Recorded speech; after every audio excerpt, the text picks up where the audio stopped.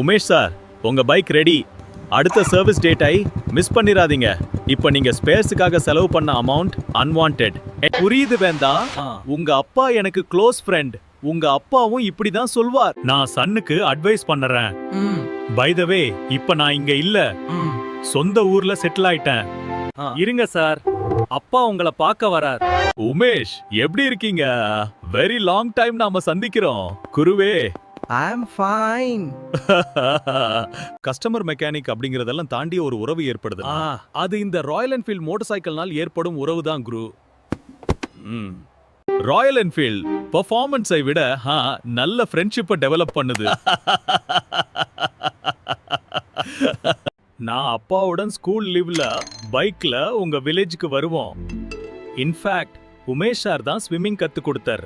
நீ நீச்சல் அடிக்க தெரியுமா? How did he swim with that big cap? அவன் மூடி கூட நீச்சல் அடிச்சான். அதுதான் வேடிக்கை. It's true. He swam wearing it all the way.